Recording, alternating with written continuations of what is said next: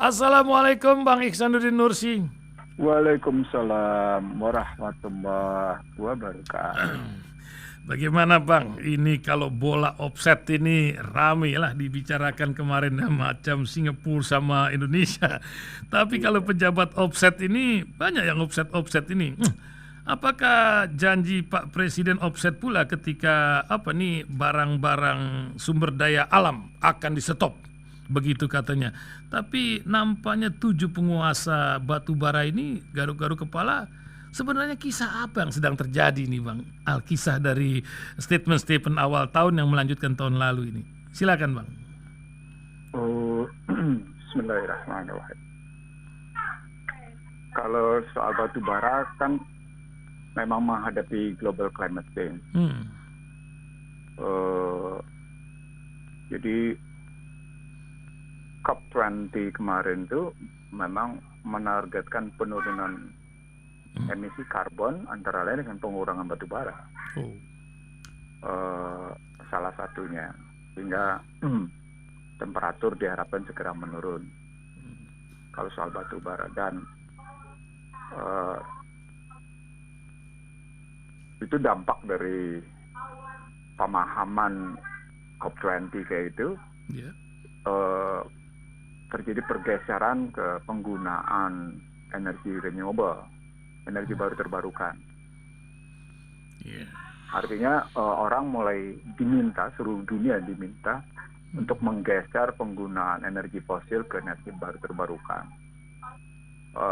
Padahal pada saatnya sama dengan ketidakhadiran China dan Rusia, mereka malah menunjukkan bahwa tidak ada hubungannya soal peningkatan suhu dunia itu dengan apa yang dituding dalam COP20.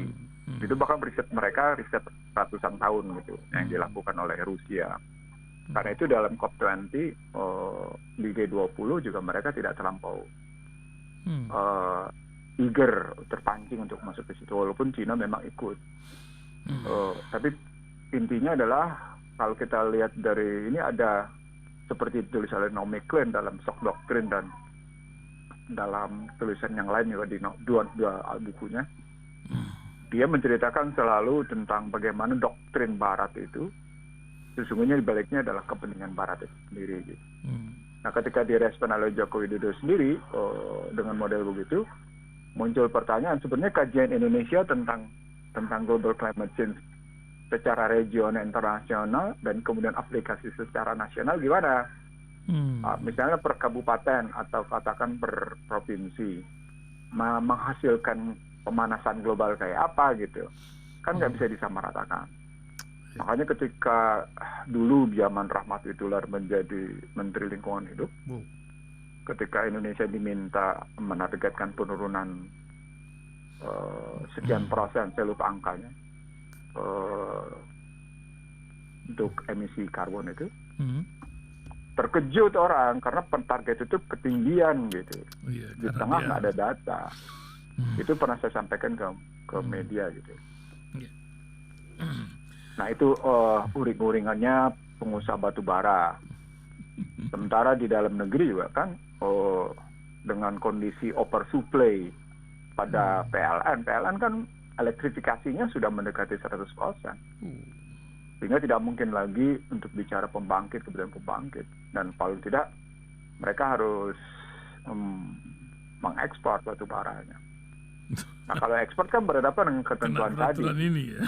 Iya. Atau ini hanya untuk nikel aja atau gimana ini? Apa ke depan PLN pakai nikel atau nikel juga dikuasai? Semua nikel akan menggunakan pembangkit sendiri.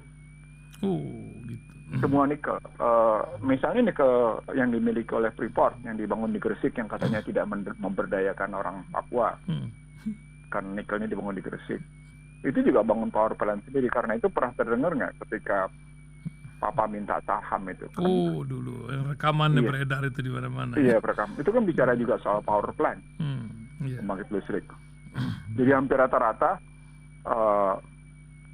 itu pabrik nikel itu membutuhkan power plant sendiri. Bukan sekedar untuk menjamin, karena kebutuhan listriknya memang tinggi. Sisi lain sesungguhnya pengusaha batu bara ini adalah oligarki bisnis yang bermain dengan oligarki politik. Berkelindan mereka gitu. Kebaca deh jadinya. Coba aja lihat siapa-siapa mereka. Mereka adalah orang-orang yang bermain di oligarki bisnis ke oligarki politik gitu. Yang sudah mulai terang-terangan ya, karena juga banyak yang masuk ke IPO nih. Satu perusahaan besar juga akan masuk hari-hari ini ke depan. Iya, kalau mereka nggak terang-terangan, mereka ngumpet juga kan di bisnis PCR sudah terbukti. Yeah. Di bisnis PCR punya relasinya dengan batu bara. Terus di bisnis tertentu punya relasinya dengan sawit. Terus sawit jelas merupakan oligarki bisnis. Jadi gimana? Kan sebenarnya nggak usah juga bicara terang-terangan kayak gitu, malu kayak gitu, karena jelas kok sistemnya dalam Undang-Undang Dasar 2002 gitu ya, Undang-Undang Dasar yang diamandemen itu jelas sekali. Bagaimana partai politik atau gabungan partai politik yang mencalonkan presiden. Nah, partai politik nggak punya duit gimana? Larinya kemana? Iya, nah ini menyebabkan rakyat tambah miskin. Ini urusan kemiskinan juga, Bang. Ini saya bingung, PB kan kalau pemerintah aku 10%-an lah ya, 27 jutaan orang yang miskin. Kalau kita orang di sekitar kita bisa tahulah berapa orang keluarga kita paling tidak yang harus kita concern.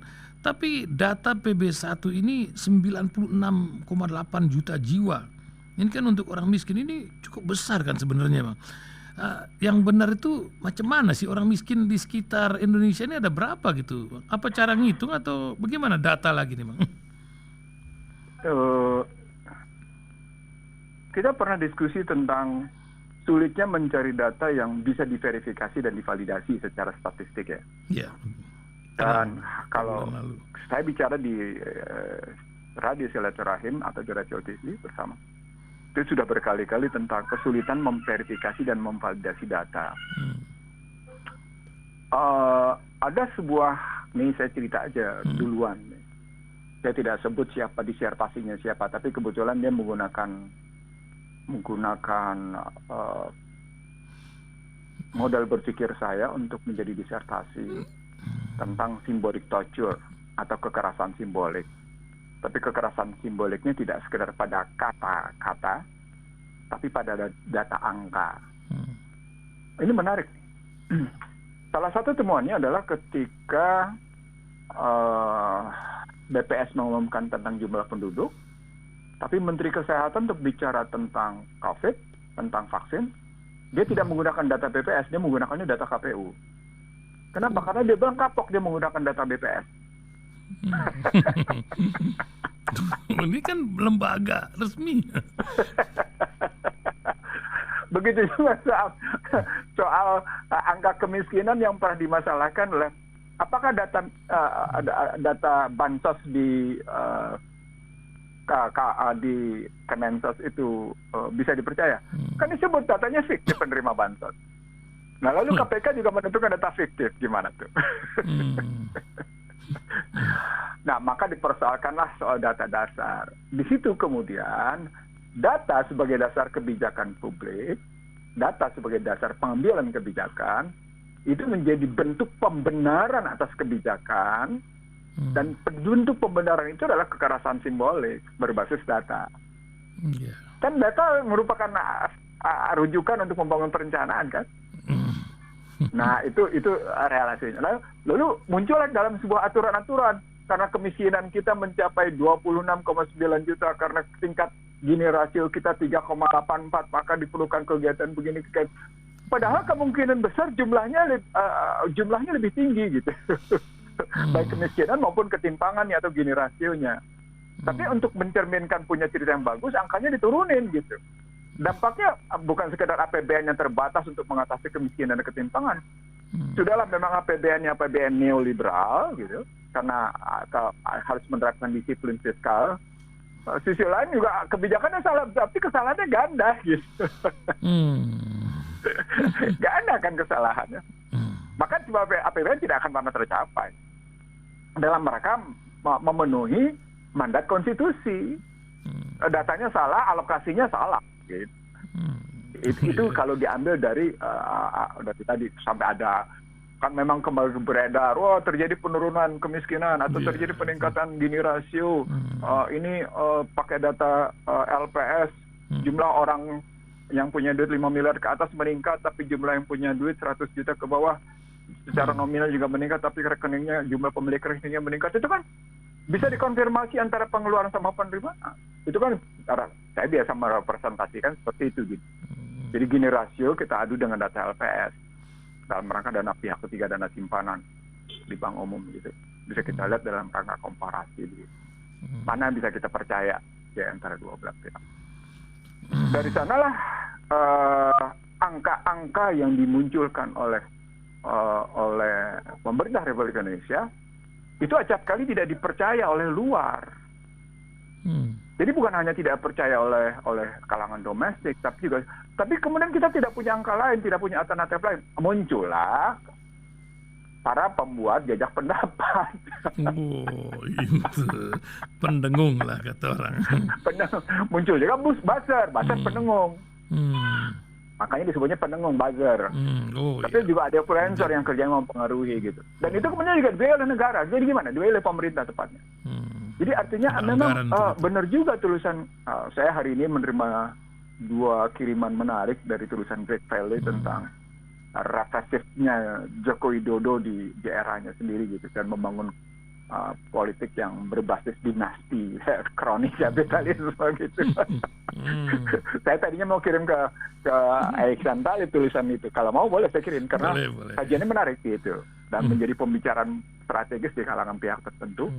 Karena tadinya si Great Valley ini pendukung Joko Widodo, tapi dalam analisis terakhirnya dia kecewa berat gitu. Melihat dari represivitas terhadap Islam dan represivitas terhadap Habib, yang istilah ala kalangan tertentu dehabibisasi gitu. Artinya inilah orang dalam kerangka itu membenturkan antara narasi kebohongan dengan narasi kebenaran. Narasi kebohongan tidak akan mampu menghadapi narasi kebenaran karena kebenaran tidak pernah bisa dimatikan. Sementara kebohongan pasti hanyut dan larut gitu. Orang akhirnya melihatnya kayak gitu. Jadi seperti saya bilang teori pemikiran tentang hukum Archimedes kan selalu terjadi begitu kan? Iya, betul. Iya, itu akan terjadi begitu gitu. Dan ketika narasi kebenaran itu dihadapkan dengan senjata gitu, maka pasti ada persoalan tertentu kenapa kebenaran mesti dihadapi dengan senjata gitu. Kenapa kebenaran mesti diteror dengan senjata? Kenapa kebenaran mesti diteror dengan penjara? Kenapa kebenaran mesti dihadapi dengan arogansi, yang luar biasa? Saya menyaksikan berkali-kali ya di jalan raya, apakah di jalan tol atau di jalan biasa, arogansi kekuasaan itu gitu. Yang sesungguhnya tidak perlu ditampilkan.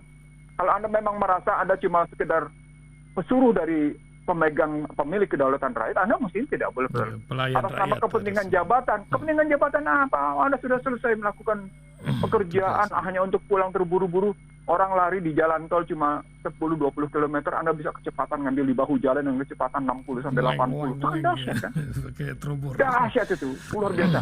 Saya pernah ngikutin kesempatan itu ya dari mulai Cawang sampai Cibubur. Itu kan dahsyat tuh ya. Macetnya minta ampun. Jadi saya ingat Akhil Santari pulang dari kantor gitu ke Cibubur. Nih, ya Allah ya Tuhanku, ini rupanya itu kan 10 km per jam. Bahkan bisa stuck gitu. Terus tiba-tiba sebelah bahu kiri kita, paling sebelah kanan kita muncul udah kecepatan tinggi. Ya Allah ya Tuhanku. Ya Allah. Ini pernah saya kritik langsung ke menteri loh. Saya nggak pernah kritik ke presiden. Saya pernah kritik juga bahkan ke aparat penegak hukum gitu. Ini gimana sih? Siapa sih sesungguhnya pemegang kedaulatan rakyat di negeri ini gitu? Siapa sih sesungguhnya pemilik kedaulatan rakyat sampai hanya untuk menjalankan kedaulatan rakyat itu kayak gitu? Kok untuk menjalankan kedaulatan rakyat malah menyakiti rakyat itu gimana tuh? Logikanya dalam rangka menyelenggarakan kedaulatan rakyat, tapi Anda menyakiti rakyat itu jadi gimana tuh gitu? Logikanya itu, logika pikirnya. Itu yang relasinya jadi begitu berpikirnya. Maka ketika muncul angka-angka dalam APBN soal defisit yang menurun dibanding tahun lalu, soal meningkatnya penerimaan perpajakan, Orang akhirnya karena sudah terbiasa dengan narasi kebohongan dengan narasi kebenaran, maka kalaupun itu angka kebenaran, maka sesungguhnya kebenaran menjadi sebuah kebenaran yang bukan kebenaran yang sesungguhnya. Say the truth namanya. Nah, say the truth ini yang jadi masalah ketika terus disampaikan. Nah, seperti negara tekor 783 triliun sepanjang tahun lalu, tapi yang diagungkan adalah setoran pajak tercapai. Itu kan sebuah narasi juga, gitu kan? Iya, jadi kalau itu ketika saya di DPR dulu ya, saya bilang, Anda bikin target pajaknya kerendahan nih, sehingga tentu aja Anda tercapai. Misalnya sesungguhnya Anda bisa mencapai katakan 1.500 triliun gitu.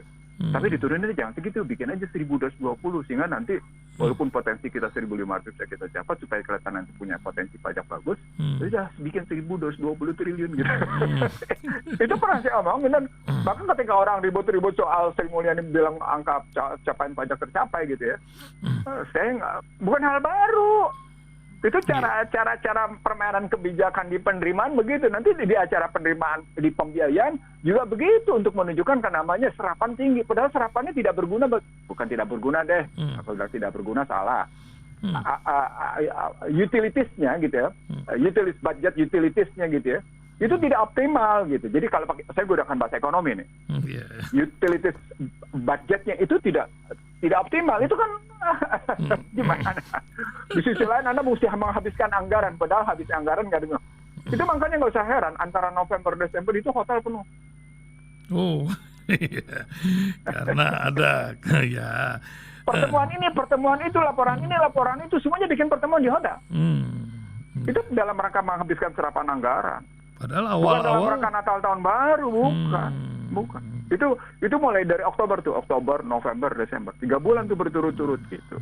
Pemakaiannya begitu gitu. Jadi pada saat yang sama Anda bilang defisit menurun, tapi pada saat yang sama anggaran kayak gitu. Dan saat yang sama serapan anggaran di daerah rendah. Jadi gimana, sangat rendah, betul. Ini sebuah fenomena yang unik ya. Fenomena ini menunjukkan sesungguhnya penyakit politik anggaran sejak satu generasi lalu tidak berubah. Jadi Menteri Keuangan yang terbaik di mana? Nah, dulu katanya KPK, sekarang KPK sudah melunak, tetap saja nggak cair, itu kan jadi unik ya. Bang, ini juga ada sebuah berita pagi ini yang saya agak tergelitik ya. Di tengah narkotika yang sudah 3,4 juta orang di Indonesia, itu banyak nih. Ada 50 orang kata tiap hari yang wafat. Nah, kita nggak pernah data ini karena data COVID terus yang ada sekarang. Tahanannya itu awal tahun lalu 252.000 lebih, kapasitasnya 135.000. Nah, BNPB ini baru melantik Habib Lutfi Yahya, ya Habib Lutfi lah, sebagai kelompok ahli Badan Nasional Penanggulangan Teroris BNPT. Mereka mengakui tokoh agama akan sangat berperan dalam pengajaran pemahaman agama moderat serta menjunjung nilai-nilai kebangsaan. Tapi sementara paradigma lain ada tokoh agama yang macam politik pecah bambu atau macam mana ini Bang kelihatannya di tengah narkotika yang kita uring-uringan pula menghadapi sampai di depan pintu kita hari-hari ini. Silakan Bang. Khusus soal narkotika ini cara Cina belajar dari Inggris dulu di Perang Candu. Sekarang dipakai lagi.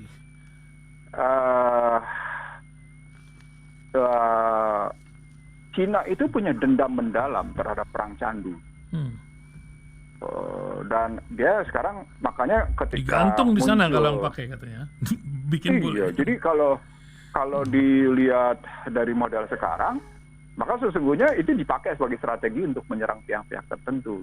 Kalau kan pernah dimasalahkan sumber narkot, pabriknya sudah Cina, tahu kan? Semua, ya Cina. Ya, tapi kan Cina kemudian ya urusinnya negeri lu sendiri, gua kan nggak ngurusin gitu. Jawabannya kan nggak enak. Gitu. Itu kalau dari segi sejarah. Sekarang dari segi kita, nah kita memang negara kedua terpanjang garis pantainya. Dan dari sana dibutuhkan pengamanan luar biasa. Dan pengamanan itu butuh biaya. Satu. Yang berikutnya yang ketiga, ini soal buruknya kerjasama aparat dengan masyarakat gitu. Masyarakat tidak sepenuh hati melakukan kerjasama dalam rangka pengamanan lingkungan. Itu jadi masalah. Nggak sepenuh hati, walaupun dilaporkan juga hanya beberapa titik tertentu.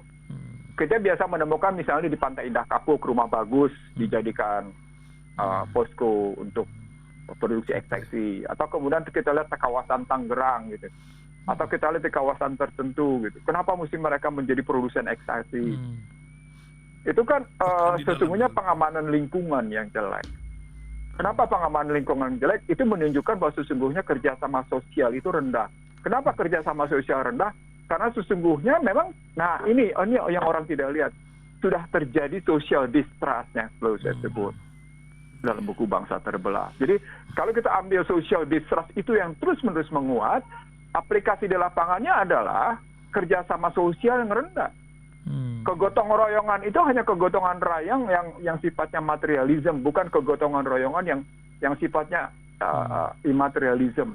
Dan kegotong royongan yang sifatnya tulus itu tidak terjadi lagi di perkotaan. Tidak ada lagi di perkotaan yang namanya kerjasama tulus gitu. Keamanan bayar 100.000 selesai sama lingkungan. Orang tidak perlu lagi merasa untuk ronda. Iyalah kan kerja sibuk gitu. Tapi peduli sama lingkungan juga enggak. RT dipilih dengan sumbangan dari APBD 1,5 juta atau berapa juta. Tapi artinya tidak peduli dengan lingkungan, itu gimana tuh? Bahkan bertahan untuk terus dipilih sebagai RT karena terima duit tiap bulan. Saya ingin mengatakan rapuhnya kerjasama sosial itu sampai meluluh lantakan ketahanan sosial. Tapi kalau diambil dari riset BPS itu tetap bagus. Itu gimana faktanya tuh? Itu yeah. Iya kan? Data. Kan artinya lagi-lagi angka BPS nggak benar kalau gitu. Dalam konstruksi misalnya ketahanan sosial gitu. Itu ngelihat ya. Untuk saat yang sama sumber duit di negeri ini juga menjadi masalah. Duit haram dipakai ya karena duitnya berlebihan jadilah pakai narkoba. Saya pernah maaf ya. Iya, pagar makan tanaman juga ada gitu. Iya, saya ngelihat di satu keluarga duitnya berlimpah, luar biasa berlimpahnya. Tapi hubungan antara anggota keluarganya nggak ada kehangatan. Si anak kena narkoba, ya minum, macam-macam gitu. Orang tua kayak ATM aja dihubungin ketika nggak enak saya ceritainnya gitu, tapi saya lihat itu gitu, saya lihat fakta itu gitu, tuh gimana? Itu dampak dari artinya kalau kita ngelihat narkoba bukan melulu pada persoalan diperlukan tokoh dalam rangka memerangi narkoba atau diperlukan tokoh dalam rangka memerangi terorisme. Minggu lalu saya menggunakan yang namanya undang-undang bencana, bahwa yang merusak kehidupan dan penghidupan masyarakat itu adalah bencana, kan gitu kan ya. Yeah. Sesuatu yang terjadi karena sesuatu terjadi sehingga mengakibatkan kerusakan masyarakat dan penghidupan masyarakat. Jadi narkoba itu sudah bencana di negeri. Dan sistem sosial, sistem politik, sistem ekonomi yang berantakan ini bencana sudah. Tapi tidak ada orang yang merasa bahwa sesungguhnya dunia sosial kita, dunia pergaulan kita itu sudah bencana. Dunia politik kita sudah bencana. Dunia ekonomi kita sudah bencana. Orang merasa oke-oke aja. Kenapa? Karena memang sudah masuk dalam kerangka berpikir yang hanyut dalam yang tadi, pseudo truth gitu ya. Kebenaran yang tidak sesungguh-sungguhnya kebenaran. Gitu. Itu yang saya lihat sedang terjadi di negeri ini. Sehingga ya Anda bisa lihat saya ngambil contoh jalan raya deh, paling enak deh. Gitu. Oh iya. Banyak orang bilang melihat negara, lihat jalan rayanya begitu. Lihat aja jalan rayanya deh, lihat begitu. Ada jalan di New Zealand sama jalan di Tanah Abang. Ya? Iya, Tanah Abang kayak gitu coba. Aduh, nggak enak ceritanya. Jadi ini. Ya begitulah masyarakat kita. Artinya problematik itu terjadi di semua kota besar. Dan kemudian dia merembes sampai ke pedesaan. Ditambah lagi, dipercepat lagi, diakselerasi dengan yang namanya IT, dengan nama handphone. Coba. Bukan artinya kemudian kita mungkin gawat ketahanan sosial kita, ketahanan keluarga kita, ketahanan negara kita. Lalu diakselerasi lagi nanti dengan istilah, nah ini menarik nih, metaverse, gimana coba? Yang kemarin dalam cerita pembukaan sebuah organisasi masyarakat, organisasi keagamaan, itu Presiden Joko Widodo bercerita tentang pertemuan dengan Mark Zuckerberg yang main pingpong, tapak meja pingpong dan tapak bola. Itu kan metaverse. Dan selama 5 tahun dia membuktikan si Mark Zuckerberg bahwa yang namanya metaverse itu bukan impian tapi jadi kenyataan. Bukan jadi kenyataan. Kayak macam Karena film dia Star Trek lah sampai gitu ya. 142 miliar dalam rangka menghidupkan teknologi metaverse tadi gitu. Jadi artinya ketika kita lihat terjadi akselerasi sedemikian rupa pada kehidupan masyarakat dan kemudian kita tidak membangun sistem ketahanan dan sistem pertahanan sosialnya gitu. Lalu kemudian juga kita berpikir sistem pertahanan dan ketahanan kita masih dalam kerangka konvensional. Sementara ini dia sudah bergerak demikian jauh gitu. Karena itu akan terjadi paksaan untuk cashless society, masyarakat uang tunai nggak akan lagi terjadi lagi mungkin dalam hitungan 5 tahun ke depan gitu ya. Kira-kira pertahanan kita apa? Kondisi kita kayak gimana kira-kira? Saya memperkirakan 5-7 tahun ke depan Indonesia tidak lagi penggunaan uang tunai itu akan makin berkurang. Anda akan sering menggunakan e-tol, Anda akan sering menggunakan kris gitu ya. Dan kita tidak lihat bagaimana kemudian perlindungan itu terjadi.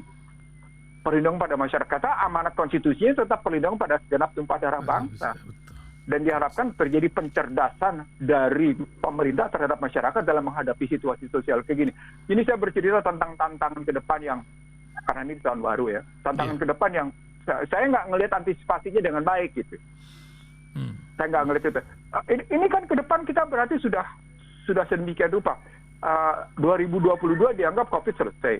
Oke, kalau COVID sudah selesai, kira-kira apa yang terjadi? Yang terjadi adalah salah satu bentuknya tadi cashless society, satu masyarakat yang tidak lagi menggunakan tunai, seperti terjadi di Cina. Yuan tunai nggak laku, tapi belanja dari handphone. Kenapa? Karena berarti Anda harus menggunakan yang namanya bank Cina. Bank Cina berarti Anda harus menggunakan model transaksi bank to merchant, lalu ke buyer posisinya. Dan berarti Anda terkontrol oleh bank sentral. Terus begitu kan? Artinya uang kantong Anda terkontrol oleh pemerintah kan? Data semua. Terkontrol habis terkontrol. Sampai seperti itu. Dan itu akan terjadi di Indonesia dalam hitungan 5 tahun ke depan. Mungkin kelamaan kalau 5-7 tahun ke depan. Karena BI sendiri sudah bicara tentang digital currency atau cryptocurrency, walaupun hanya terbatas pada e-wallet atau e-money. Awal. Yang itu juga sudah dimiliki oleh swasta, di mana swasta boleh menjalankan sistem pembayaran. Sementara di negeri sana sistem pembayaran itu tidak diserahkan kepada swasta begitu aja gitu. Contohnya Alipay diambil lagi oleh Cina, karena kan di belakang Alipay adalah payment system, dan itu banking shadow. Anda tahu nggak? Saya ngomong banking shadow di mana? Di satu tempat diskusi salah satu cawapres, dan semua orang di situ terdiam tidak mengerti. Saya bingung, ini orang-orang mikirnya gimana? Gue ngomong banking shadow dalam kerangka payment system, dia tidak nyautin, dia hanya bicara tentang Gojek. Kebayang gue. Saya tidak bermaksud menghina, tapi itulah fakta sosial yang sedang saya hadapi. Ini kampanye presiden wakil presiden, tetapi saya hadapi sebuah cerita tentang tantangan ke depan bangsa ini, tantangan besar bangsa ini. Itu responnya kayak gitu. Atau sama seperti saya bicara tentang cryptocurrency di sebuah kelompok sosial bergengsi, tapi kelompok sosial itu juga tidak meresponnya dengan rupanya gue yang kecepatan nih, apa gue yang salah tidak pada tempatnya. Jadi orang aneh gitu. Orang aneh jadinya, betul. Karena memang zaman tapi ini memang saya suka. Gitu. Saya suka karena berarti saya melangkah lebih dahulu. Gitu. Dalam melangkah lebih dahulu itu ternyata jadi kenyataan gitu. Nah, itulah yang kita hadapi sekarang, di mana kita acap kali lambat dalam mengantisipasi dan mencermati situasi yang sedang berkembang di lingkungan kita. Gitu. Kalau Bang Ihsanuddin Nursi melihat fenomena sekarang ini kan Pak Presiden nih 2022 ini nggak juga habis ini urusan pandemi, karena ada kepres barunya lagi. Belum lagi ada yang gondol-gondol Omikron pula, apa akhir dari kisah atau apa yang terjadi. Kan buku data Bang Ihsanuddin Nursi baca ini mau ke selain digital currency atau ada lagi kisah lainkah? Atau apa yang akan negeri ini hadapi? Bertumpuk hutangkah lagi di 2022 atau sebuah fenomena baru? Silakan Bang. Sebelum saya mulai di situ, saya ingin bercerita tentang Marjorie Greene seorang senat dari Amerika yang bercerita tentang COVID, lalu kemudian Twitternya di-ban. Oh. Itu di Amerika loh. Oh, iya, di Amerika. Di Amerika loh.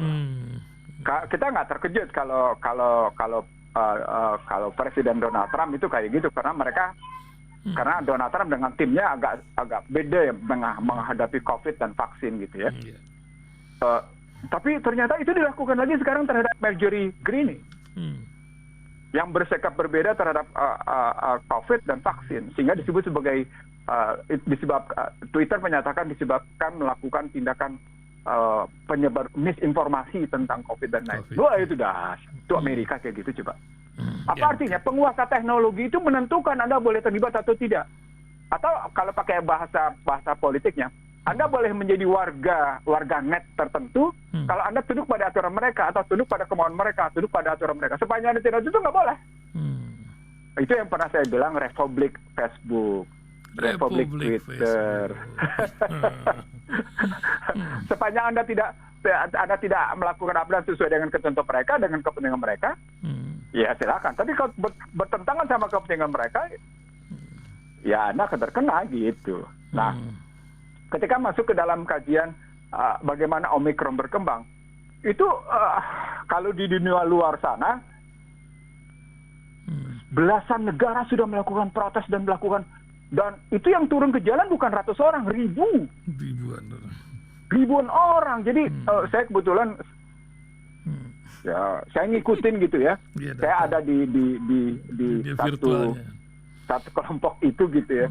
Dan itu saya ikuti satu persatu. Oh, kalau di Swedia protesnya begini, oh kalau di Australia protesnya begini, kalau di Belanda begini, di Inggris begini, di Amerika begini. Itu ada semuanya, bukan tidak ada.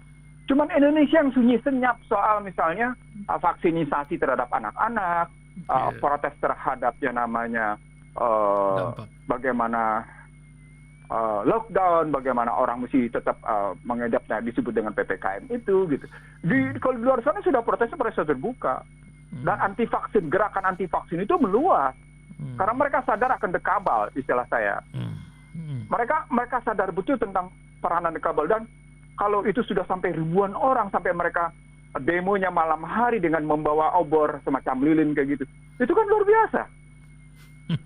Sampai seperti itu gitu. Nah, itu tadi yang saya sebut. Bagaimana kira-kira new normal yang muncul dengan persiapan Omikron?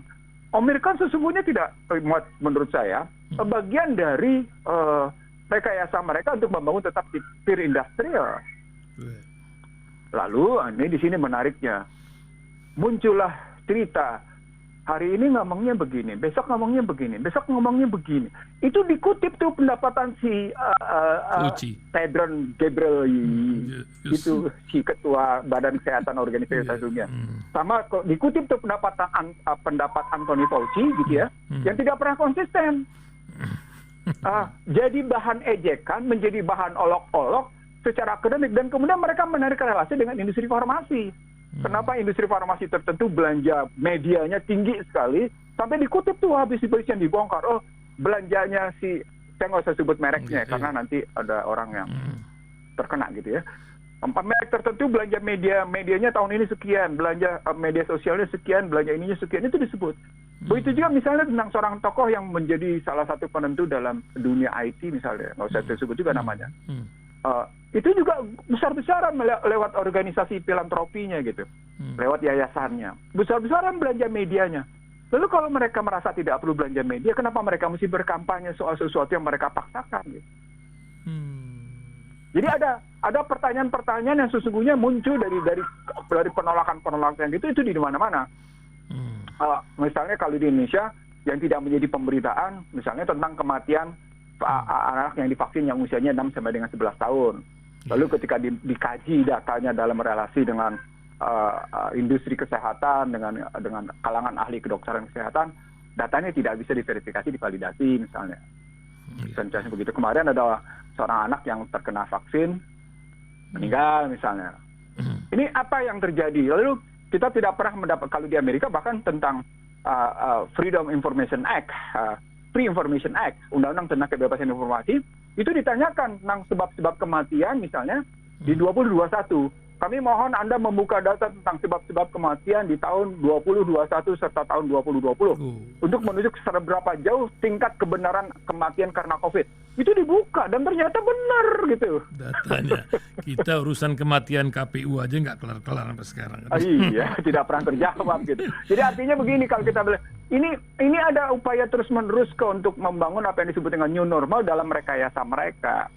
Jadi new normal yang mereka maksud sebagaimana disampaikan oleh Bill Gates dan beberapa kalangan sebagai tidak boleh berharap seperti keadaan sebelum 2019 atau semasa 2019, maka sesungguhnya yang dibilang sesudah 2021 atau pada 2022 atau berikutnya itu berarti sesuai dengan rekayasa mereka. Jadi kalau dilihat dari posisi itu, maka new normalnya adalah new normal dalam desain mereka berarti. Nah, salah satu desain mereka adalah Anda mesti tunduk dan patuh pada penggunaan iPhone, yang kemudian tentunya pada kami, yang basisnya adalah tujuannya ketemu deh. Pengaturan kontrol manusia global, global human control system, atau dalam bahasa mereka universal human control system. Nah, jawabannya di Text and Mark, buku itu. Nah, Marxist, ini kan jadi satu kesatuan. Orang bilang, kalau mereka bilang ini enggak, ini selalu teori konspirasi. Loh, bagaimana konspirasi? Datanya sudah berkali-kali ditemukan begitu gitu. Jangan-jangan mereka yang melakukan konspirasi, tapi menuding orang lain melakukan konspirasi gitu. Iya. Emang luar biasa ini. Hal yang satu ini nggak akan kelar-kelar. Nah, terakhir Bang, ini dia 40 menit waktu kita. Apa harapan seorang yang punya visi, Bang Iksan Nurdin melihat 2022 ini?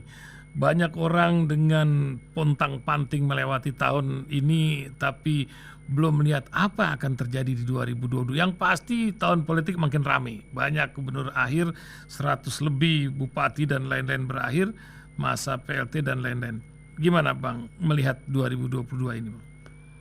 Hadiah tahun baru kita adalah kenaikan harga-harga yang tidak terkendali. Nah, itu dia, cabai. Minyak, macam-macam ya. Bukan hanya minyak, sesungguhnya juga yang lain sudah merangkak naik. Listrik. Di Rasil, 2 minggu lalu saya sudah bicara lebih dahulu tentang inflasi. Yang berarti soal pemangkasan daya beli. Kalau inflasi kan soal secara teorinya disebut sebagai kenaikan harga-harga gitu ya. Dan untuk mencapai general equilibrium, untuk mencapai keseimbangan baru gitu secara umum, keseimbangan umum baru. Maka kenaikan harga-harga ini sesungguhnya karena peningkatan produksi atau peningkatan permintaan. Kan gitu pertanyaannya. Kalau ngambil ke situ, itu salah satu contoh di mana sesungguhnya ketika pemerintah menyerahkan segala sesuatu ke tangan swasta, hampir hajat hidup banyak dipegang oleh tangan swasta, maka sesungguhnya pemerintah tidak dalam kendali atas harga-harga. Maka keluarlah permintaan presiden kepada Menteri Keuangan agar menstabilkan harga. Saya tersenyum. Sepanjang negara tidak punya basis produksinya, sepanjang negara tidak mendayagunakan sumber dayanya, dan produksi itu ada di tangan swasta, dan distribusinya di tangan swasta, maka pemerintah hanya satu kata kuncinya, di harga. Adakah kemudian kewibawaan pemerintah menetapkan harga?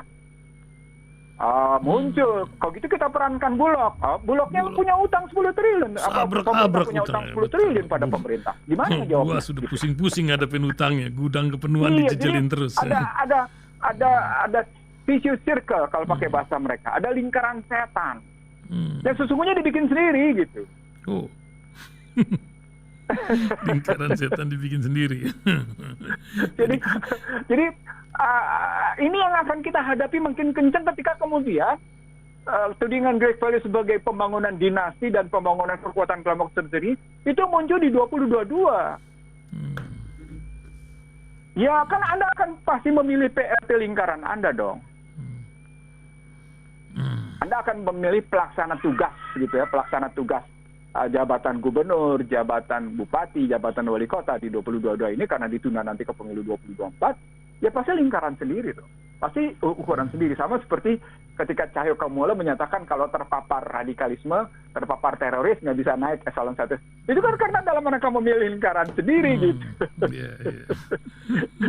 Seperti itu gitu. Dan memang politik yang kemudian sifatnya tertutup itu akan selalu begitu gitu. Itu yang dibilang demokrasi liberal itu pada hakikatnya utopia. Kenapa? Karena filosofi yang berlakunya adalah ambil, raih, pertahankan, dan teruskan. Itulah kekuasaan politik dalam demokrasi. Ambil, raih, pertahankan, dan teruskan. Gitu, visi kan? Kalau diambil begitu. Jadi, situasi politiknya tidak kemudian memberikan harapan yang cukup cerah. Situasi ekonominya dalam beban. Situasi sosialnya dalam posisi distrust, maka bagaimana kita berharap cerahnya matahari pagi? Nah, di sini dibutuhkan kecerdasan.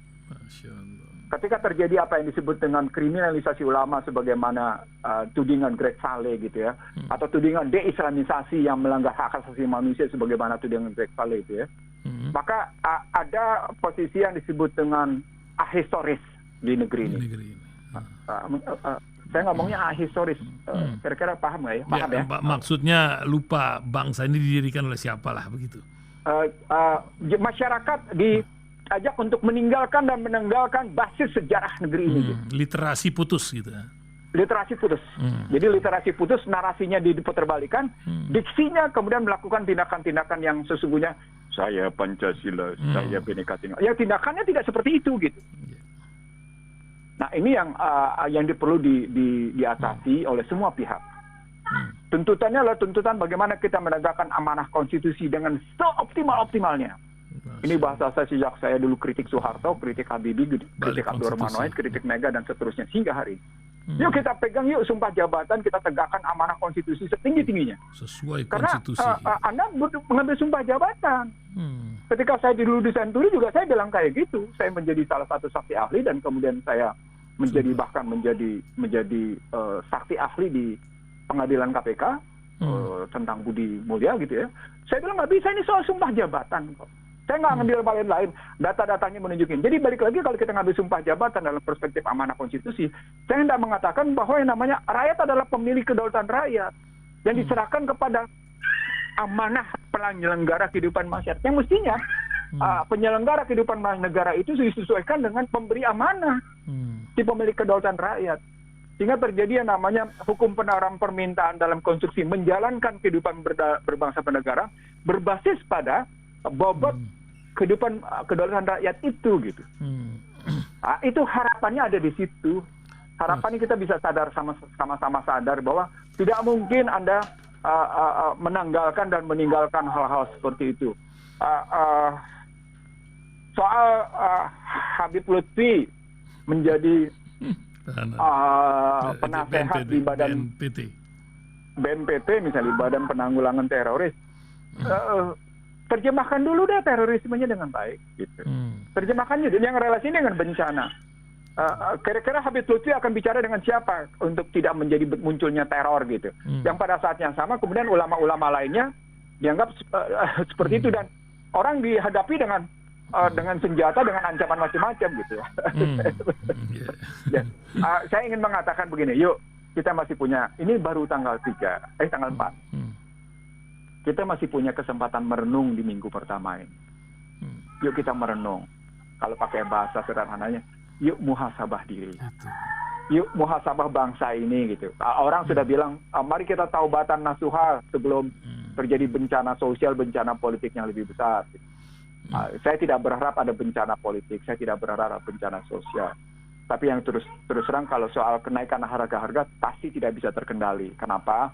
Karena memang karena memang sistemnya sudah begitu. Sistemnya sudah menyerahkan kepada tangan swasta.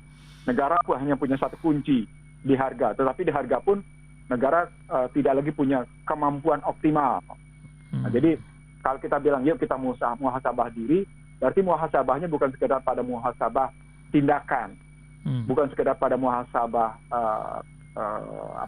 kebijakan, bukan lagi tapi muhasabah secara sistemik struktural. Yuk kita muhasabah sistemik struktural. Dan kalau upaya kita melakukan bermuhasabah di sistemik struktural itu menghasilkan sesuatu yang harus kita lakukan, jangan malu. Ada pepatah kalau kita memang jatuh mesti bangkit lagi, dan itu disebut dengan Allah menyukai betul mereka yang bertaubat. Yuk kita bertaubat. Karena Allah betul-betul mencintai orang yang bertaubat itu. Hadisnya bahkan lebih dahsyat betapa Allah mencintai orang yang bertaubat. Nah, mudah-mudahan ini kita dapatkan dalam muhasabah diri. Amin. Bagaimana langkah ke depan ini menyelamatkan anak bangsa yang 272 juta yang berhadapan dengan satu situasi yang penuh dengan ketidakpastian, berhadapan dengan situasi buka. Kira-kira itu penutup saya akhirkan kali. Terima kasih. Ya paling tidak kita mengingat wal asri innal insana lafi khusrin illa alladziina aamanu wa amilus solihati wa tawassaw. Kita saling mengingatkan dalam kesabaran, kita saling mengingatkan dalam hal-hal yang betul, benar dan baik bagi kehidupan berbangsa dan bernegara. Masya Allah. Salah menjadi tanggung jawab saya, benar karena kehendak Allah semata. Amin. Wabillahi taufiq wal hidayah. Assalamualaikum warahmatullahi wabarakatuh. Waalaikumsalam warahmatullahi wabarakatuh.